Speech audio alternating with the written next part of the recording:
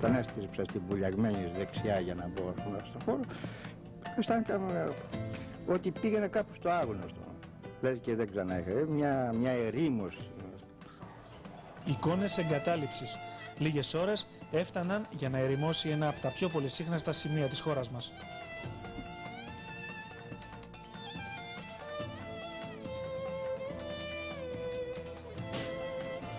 Οι αίθουσες αναμονής άδειες, το ίδιο τα γκισέ και τα γραφεία.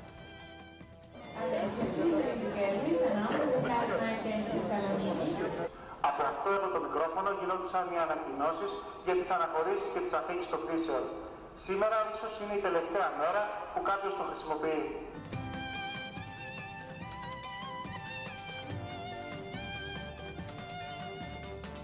Πιστεύω ότι θα μείνουν όλα στη μνήμη μου, όπως και στους συναδέλφους όλους εδώ μέσα. Ήταν πολύ λίγες κακές στιγμές και δεν θα τις θυμόμαστε. Ήταν όλα πάρα πολύ ωραία. Πραγματικά εύχομαι να περάσουν τόσο καλά και στα καινούργια αεροδρόμια. Η πίστα του αεροδρομίου άδεια. Από εδώ και πέρα θα προσγειώνονται μόνο κάποια μικρά αεροσκάφη.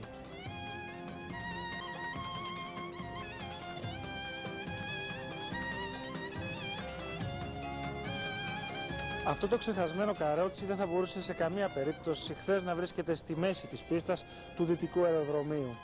Όμως πια δεν έχει καμία σημασία, αφού δεν πρόκειται να εμποδίσει κανέναν. Τα αδέσποτα σκυλιά που ζουν εδώ δείχνουν να μην έχουν καταλάβει τι έχει συμβεί.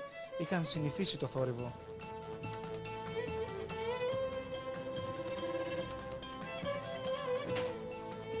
Αναπολούμε εδώ με τους συναδέλφους που ξεκινήσαμε, εγώ τουλάχιστον προσωπικά από το 1966, όταν ο ανατολικός εδώ αεροσταθμός δεν είχε πλέον, ναι μεν είχαν κατασκευαστεί τα κτίρια, αλλά όμως δεν ήταν σε λειτουργία και άρχισε περίπου μετά το 70 άρχισε η λειτουργία.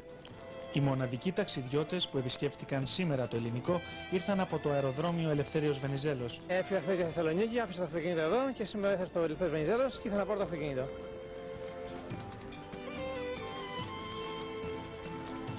Ο επίλογος γράφτηκε. Το δυτικό και το ανατολικό αεροδρόμιο του ελληνικού έκλεισαν.